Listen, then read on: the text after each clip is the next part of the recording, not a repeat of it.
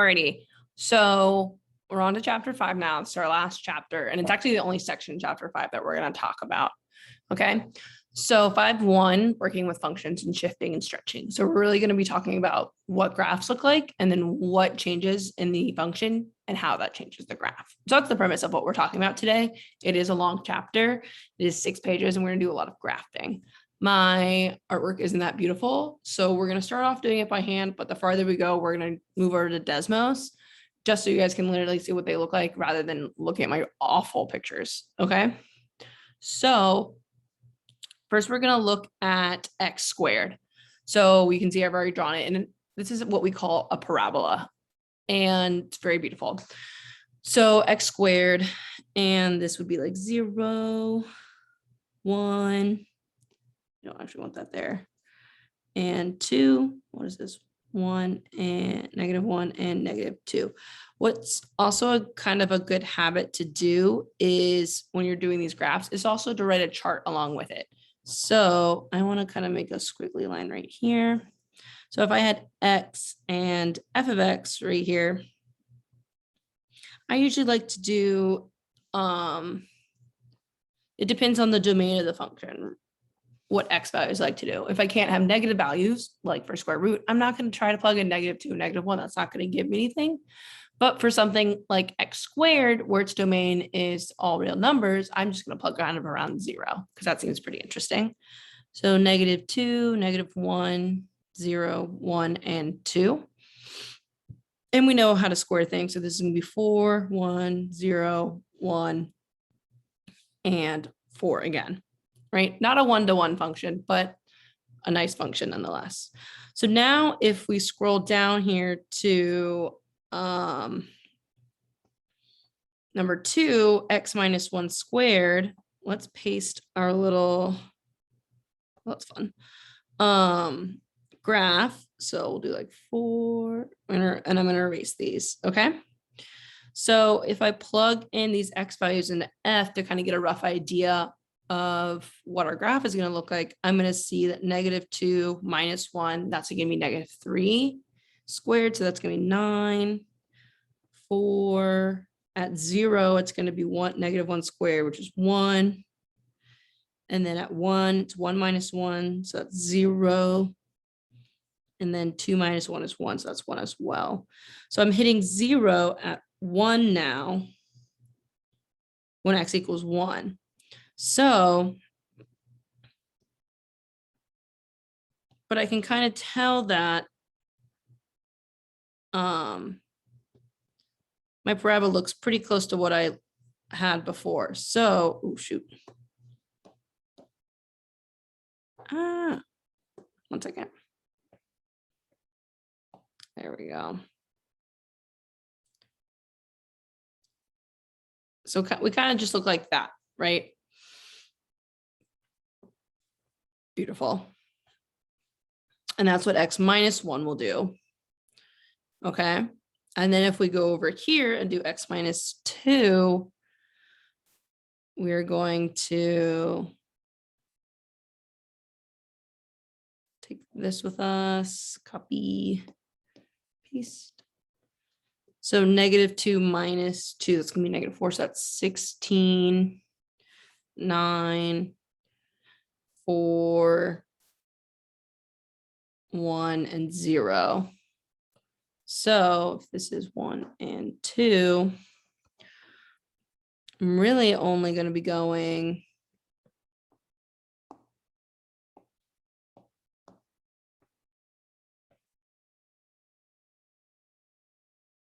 up on that side, up and up, and then I'm going to hit 0. And then I know what the parabola looks like. And it's going to go up and up on that side as well. Okay. So you're seeing any observations when I'm x minus something? All right. So then x plus 2 squared. So now we're doing it's a little different. So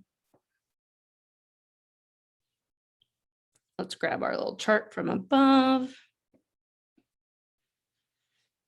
And so if we have -2 plus 2, so that's going to be 0, 1, 4, 9, and 16. So now that's 1. At -2, we have it's moved over the other way.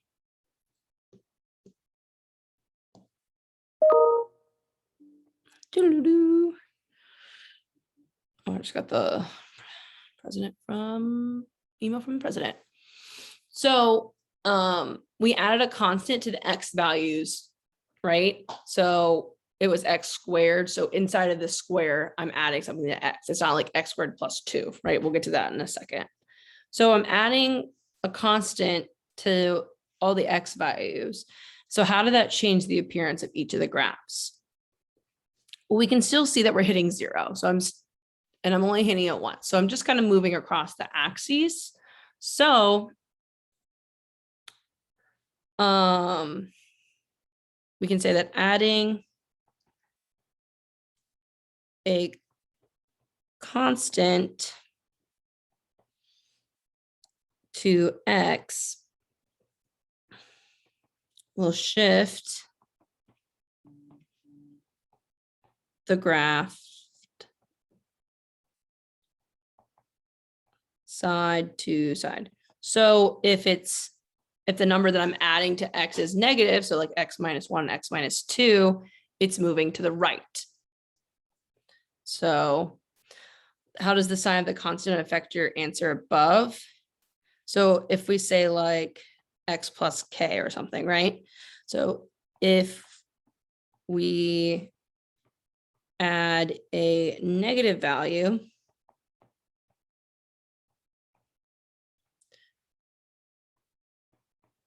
the function shifts to the right by that amount.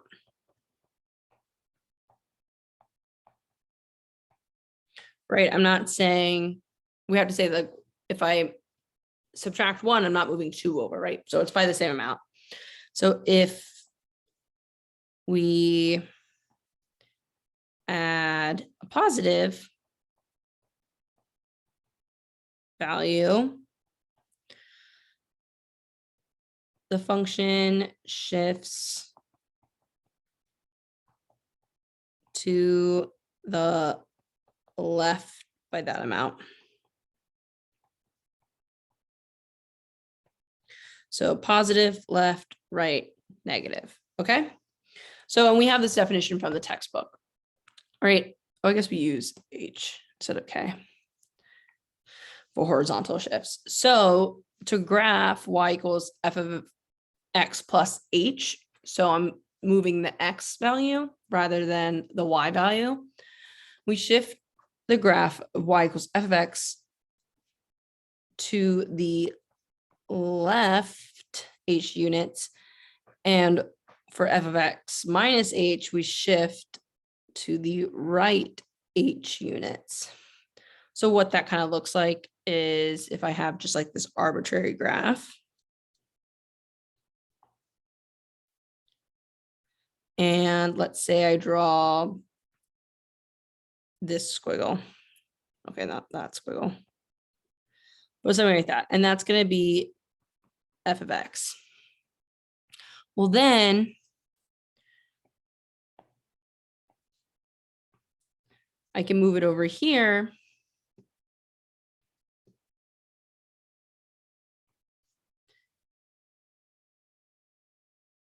H units. So this would be f of x. I moved it to the right. So it's going to be f of x minus h. And then if I move it all the way over here, I want them to like align. Whee.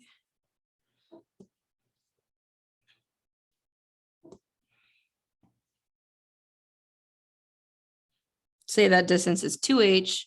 This would be like f of x minus, no, sorry, plus 2h. Okay. anything that's going to happen to X is going to happen to opposite of what you think it's going to do. If it happens to Y, it's going to work the way you want to think of it. So if it's in the parentheses, it's like it's a little house inside of the function. It's grounded for doing what it's not supposed to. So if you think added, it's going to go to the right. It's happening inside of the function, it's happening to X. So it's going to do the opposite of what you think. Okay. So now graph the following functions and think about what the observation you can make between them. So now we have X cubed. So X cubed is a fun function because it's kind of like a parabola on one side, but then it can also take negative values. Okay. So this is going to be X, f of X, and again, -2, -1, 0, 1, and 2. And I'm just choosing those 4 values again, because I can cube any number. There's no problem with it. So, sorry, 2 cubed is 8, 1 cubed is 1, 0, 1, and 8. So now, when we move on to number 2, there we go.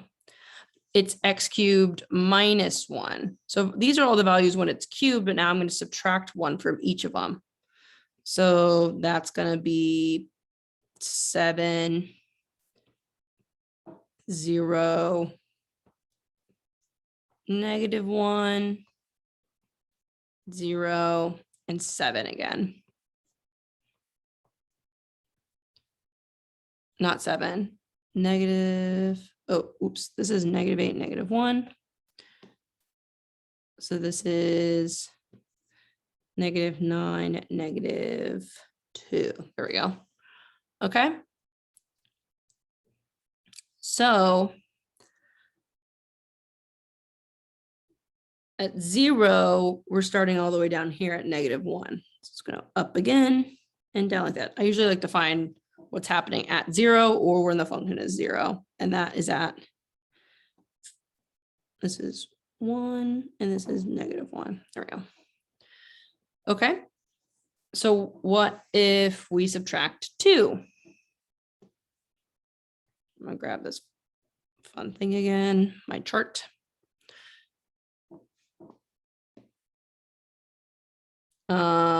Instead of subtracting 1 from X squared, we're subtracting 2. So it's gonna be like -10, -3, -2, -1, and 6. So now at 0, when X is 0, it's all the way down here at -2. And something like that. Okay. And it's at -2.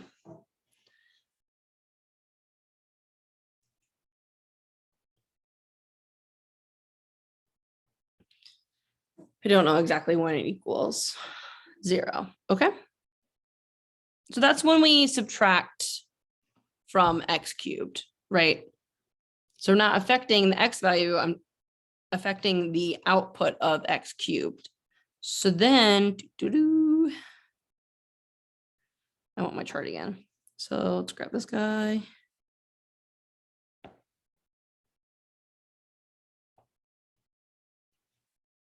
Now we're going to do X cubed plus 2.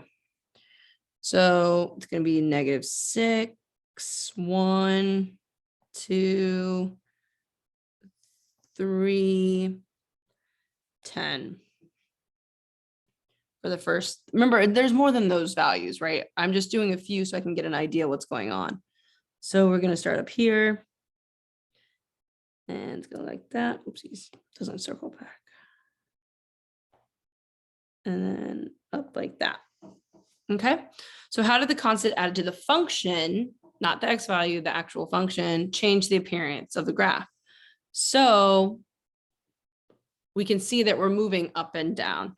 So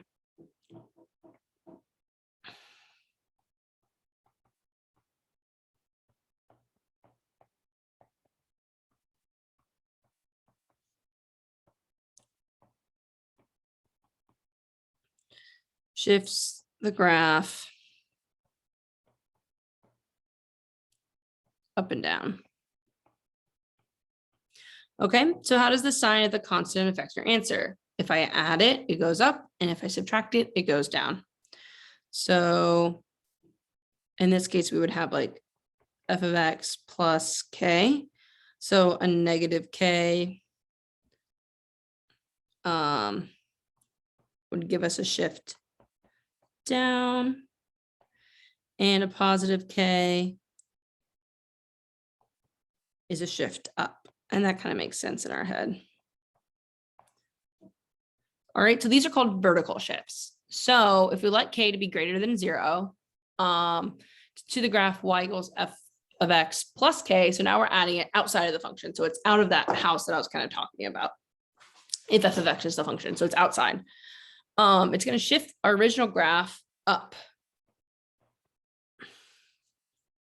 Shift the graph of y equals f of x just up. We don't need to the up k. And if I'm subtracting it, it's going to shift it down k units.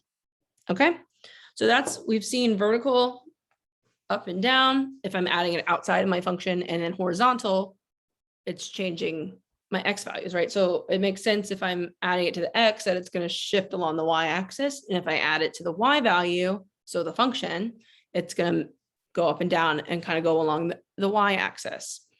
Okay, I hope those were beautiful things that you like that I drew. So that kind of looks like, if we draw something like this, boop.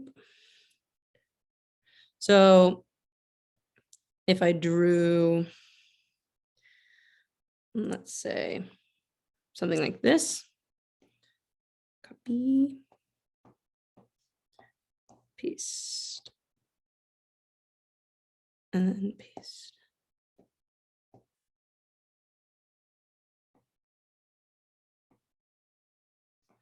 So if these are both k units, and this is going to be f of x, this is going to be f of x plus k, and this is going to be f of x minus k. All right. So now graph the following functions and think about what observations can be made between them. Okay, so now we have absolute value of x, and if you've never seen this, it's a pretty cool function. It's just a v, because it's a straight line this way, and then it's a straight line this way, and it's a slope of 1. Right? So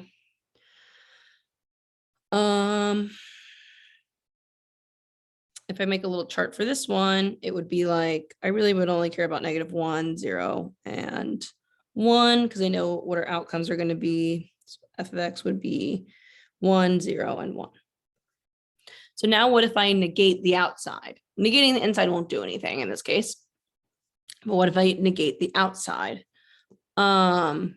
This actually needs to come down. So I'm effectively changing the sign of everything that's on this little chart. Ooh, copy, paste. So instead of all of these being 1, 0, 1, I'm now putting a negative out front.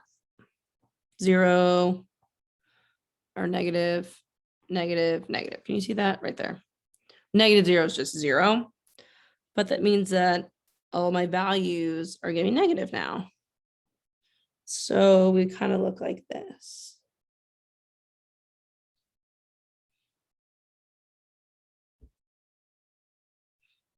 And remember, I'm not applying it to the x, I'm applying it technically to my y, making all my outputs negative now.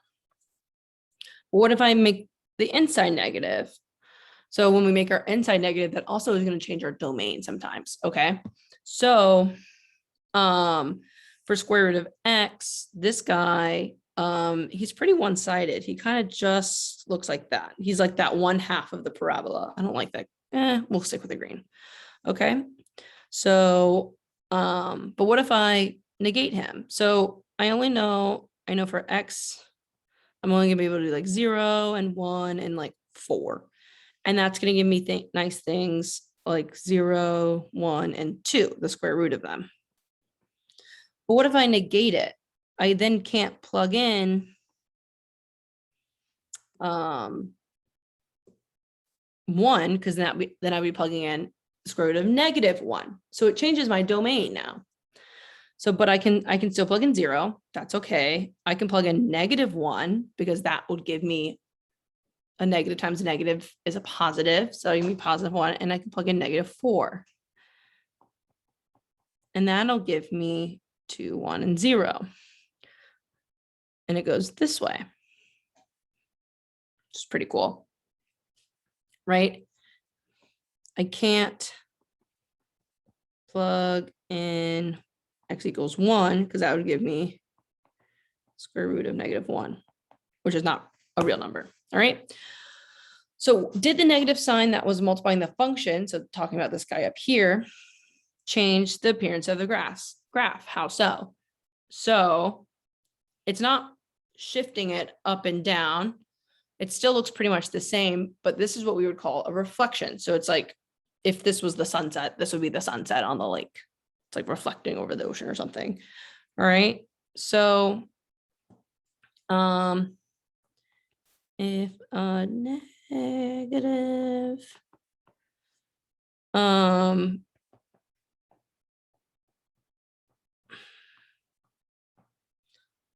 by the function, the new graph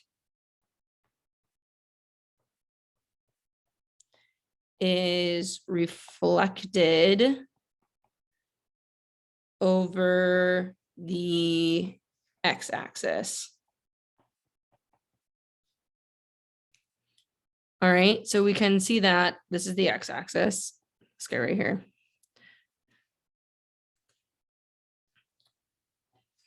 I'm still able to plug in all those x values. It made the outputs negative.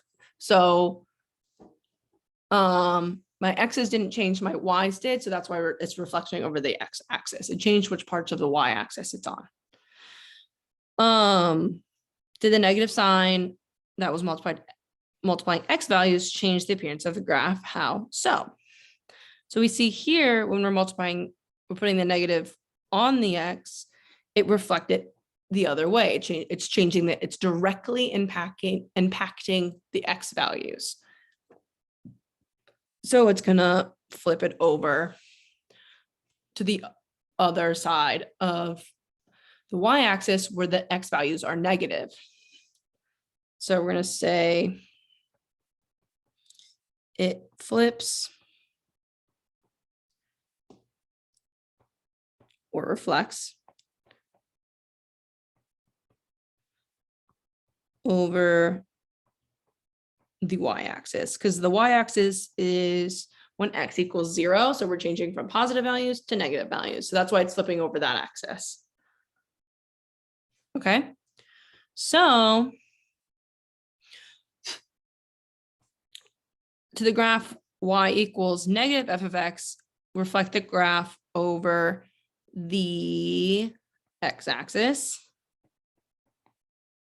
And my TV just said something weird.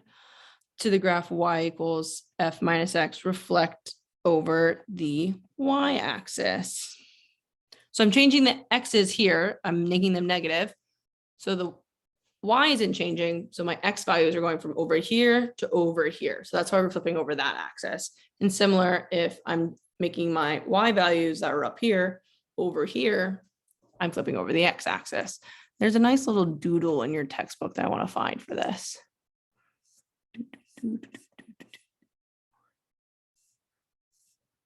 I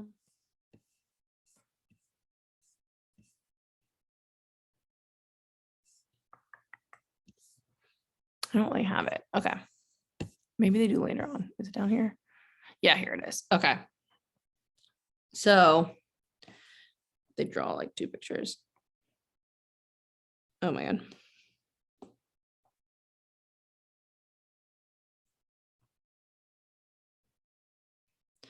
I need to like keep watching the screen though, because sometimes it tells me, sometimes I look and it's like not writing what I want it to. Okay. Awful axis. Okay, that's better. So if I have Actually, no, we can make this a big one because I think this will be cool. Whee. Okay. Jesus. There we go. So if I start with, let's just do the square root of x, right? Something like that. Then reflecting it over, so this is going to be f of x. So then this one, I'm changing the y values. So this is going to be negative f of x. And then this one is going to be f of negative x. So I changed my x values, but it still has the same y values that you can see. So like the distance from here, like these distances are the same. And like these distances are the same. That's what I usually say in geometry. Oh, show up. Why is this taking so long? Okay. That's really frustrating. I hope that's not happening a lot. Okay. So that's our beautiful picture. And those bars are showing you their equal distance. Okay, so they're equal distance from those axes. All right. So I'm really bad at drawing these shift ones. So this is when we're going to move over to Desmos. Okay. And then I'm going to put the graph picture in here. So we're going to look at x squared over 2 and 2x squared. Okay. So let's pop over to Desmos. There's Winston. I have no idea what graphs are even in here. Oh, nothing. Okay, cool. So if we first look at y equals x squared, beautiful parabola. Then we were asked to look at y equals x squared divided by 2. And not minus 2. Divided by 2. And then we wanted to look at y equals 2x squared. Okay, cool. Beautiful. So,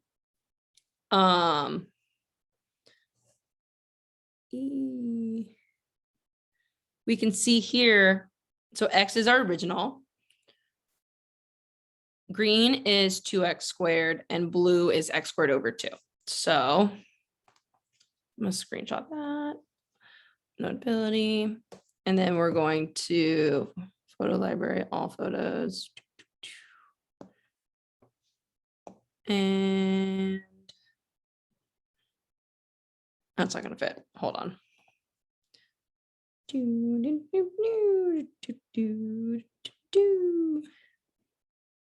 Okay.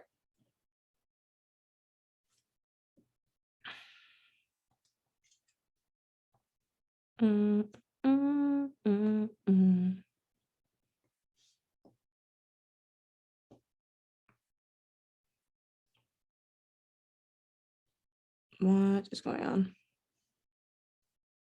Add. Okay, and then I can crop it. Oh, beautiful. Okay. Oh, come here.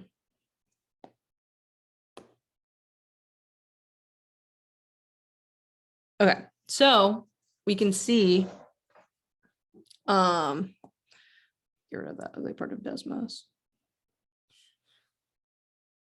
So we have that the red one is the original. The green one is when we multiply by 2, and the blue one is when we divide by 2. All right, so now we're talking about if we're multiplying by a number that's greater than 1 or less than 1. Again, if we're multiplying by 1, I think it's not very interesting. Yada, yada, yada. So we can see that if I'm dividing by 2, I'm making it very wide. I'm not moving where it's 0, so I'm not shifting up and down, left or right, and I'm not reflecting it at all. I'm just like a little chunkier. But if I multiply by 2, I'm a little thinner. So keep that in mind. We can look at the same thing for the square root of x. Okay, so again, Desmos, because get rid of these things. Actually, we're just gonna boop, boop, boop. So y equal to root x. So we're going to look over there. And then it was y equal to, I think it was 3 root x. X. Oh, why is it black? Y equal to root x divided by 3. All right, cool.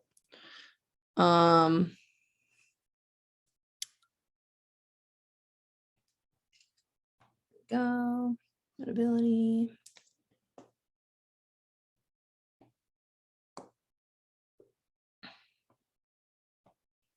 What graph is that? I bought a new laptop, but I've never considered buying a new iPad. And I think this iPad is like trying to tell me that it's nearing its end of its life. Alrighty. There's our beautiful picture. I think it's nice to look at these all together too. With the horizontal shifts and the reflections, it's pretty easy to tell what's happening. But if we're looking at these like stretching and squishing, it's going to be a little different. So who was our original? Purple was our original. Oh my goodness.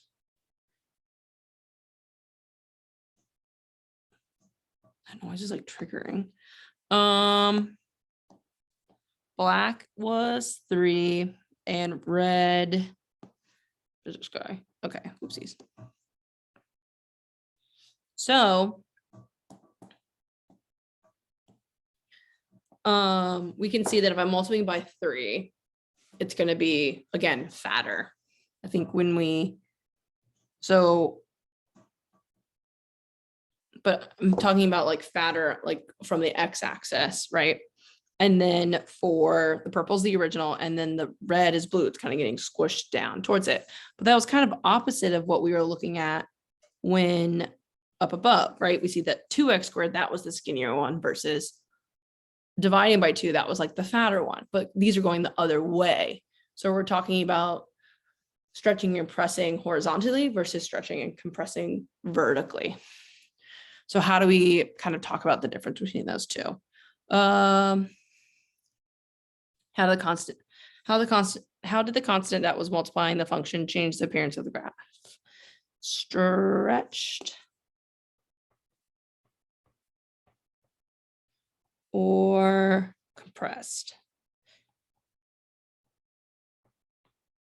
Okay, so in our, shrinked, whatever, I say compress. So in the book, your textbook, we're given stretching and shrinking. So to graph y equals c times f of x, if c is greater than 1, then the graph, actually I need to text back because I don't want to get this wrong. We're going to stretch the graph vertically. So when we saw like 2x squared, we were stretching it this way by 2. And then the graph of y f of x vertically by the factor of c. So we're going to shrink it if it's a smaller number. If there's we're keeping c greater than 0, because if we talk about negatives, then we're talking about reflection again. So if we look back up here, you're like, that's not really what I saw. But if we think about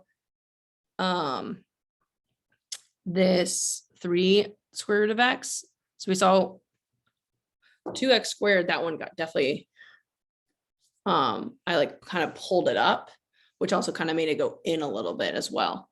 So if I think, I don't have anything stretchy. So if I think about a hair tie, right? So I have this hair tie, can you see? And I pull up, see how the insides also go in? And I just pull up, I have it, and then I pull, the sides also go in. So when I pull something, if I stretch something vertically, it's the same as compressing horizontally. So basically like 2 negatives. I either go in one way or up the other. So what's happening is when we're talking about 3 square root of x, I had something look like this. And then I pulled it, I'm stretching it vertically, which also kind of, but I could also smush it back in. So if I like move it in, it also I'm compressing it horizontally. I'm also stretching it vertically. So those are the same thing. So if we can think of stretching vertically is the same as shrinking horizontally by the same factors, right? So the picture for this in your book is actually really cute. So this is our axes, and then it's like kind of something like this. This is a trig function. And then if what am I doing? Stretching it vertically by a factor of something. 0 times anything is still 0. So it's still going to have these 0 points, but it's going to look like something like that, right? But then if so this is going to be like C f of x. And then this guy would be like down here. This would be like f of x over c, where c is that whole number, right? So that's the relationship with stretching and shrinking. So if I'm looking at it, I'm like, I can't think of that stretching vertically. Think of it about shrinking horizontally and vice versa. If I shrink vertically, I'm stretching horizontally. Okay. So these are pretty crazy. We can put all together that we have, right? So adding things to the function, and then what are we? We're subtracting 3 from x, multiplying it by a -2, and adding 4. These are not what I'm going to give you on the final. I'm more going to ask you how to describe these. So I would be like, oh, x squared shifted. Let's see. I would say x squared shifted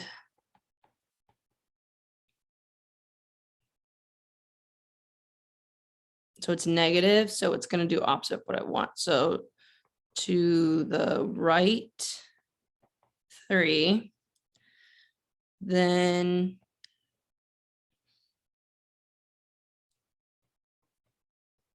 stretched by 2,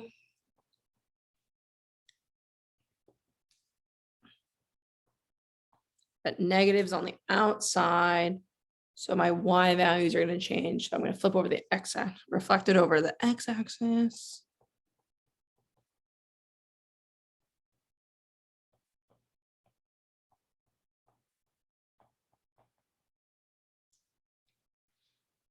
Then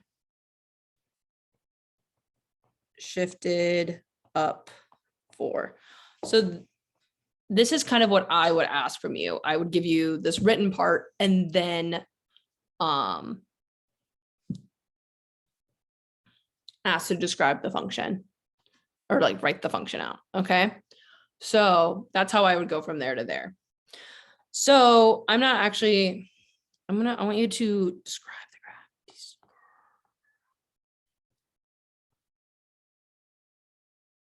The graph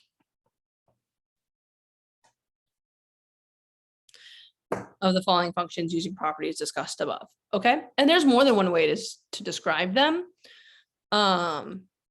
So I would say I would take x squared, and then you kind of want to work your way out. I shifted it to the right, and then I'm multiplied by 2, and then I'm multiplied by -1, but I could have switched those. That's fine. And then shifted up by 4. So the order matters. I kind of want to say I stretched by 2 and then I add 4, because if I add 4 and then shift by 2, that's going to be I've added 8. So I need to be kind of careful on that line. All right. For this one, our original function is square root of x. So we can even make a list. So we first shift to the right 1 unit, then stretch vertically by a factor of 2.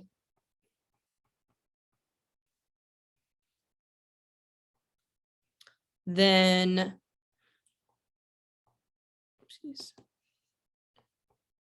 reflect over the x-axis and add 4. So pretty similar to what was above, but just switched around a little bit. Again, this is not the only one. I could have, right? F of x can also be written, if I pull out a 2, it would have been like 4 minus, not 4, like 2 minus root x plus 1. So I could have moved up 2 and then stretched it by 2. So that's what I'm talking about, the difference there. Okay, so the last one, our original function, our OG function, is going to be absolute value of x. And then it's working the same way, right? I shift to the right 1 unit, stretch vertically by a factor of 2, reflect over the x-axis, and then add 4. It's actually the same thing. We just switched it a little bit. So I more care that you can describe the function than draw it. I think I don't want to see your drawings. I mean that in the nicest way, but I don't want to grade you off of a picture that you drew me. That feels weird. Okay. So see if you can, on your homework, there will be given ones where I give you descriptions and then you build the functions. I think those are really fun. Okay. So, oh God, we have this one. Okay, actually, we're not doing this one because it's actually a little difficult. And that's like a lot of work. So, that's it. We're done. You've learned everything you've needed to learn. You're only gonna have one problem on your final, and that's gonna be about this section, and it's gonna be pretty similar to what's on your homework. And that homework that covers 5.1 and 4.6, 4.5, excuse me, is extra credit. So, but it's definitely on the exam, but the homework is extra credit. It's not extra credit on the final. Okay. So, the only lecture I have after this is my review lecture, which if you're watching this early, I can't post until after you guys take your 3rd exam, because I want to know if you want me to do problems on your 3rd exam, because then I post that. Okay. So I hope you guys have enjoyed all of your lectures. I'm sorry if this was a little rushed. This is kind of something that I would just give you guys to learn on your own, like a little classroom idea, like working in groups, which is always like really fun. But alas, we are here. All right. I will see you guys in the review lecture. All right.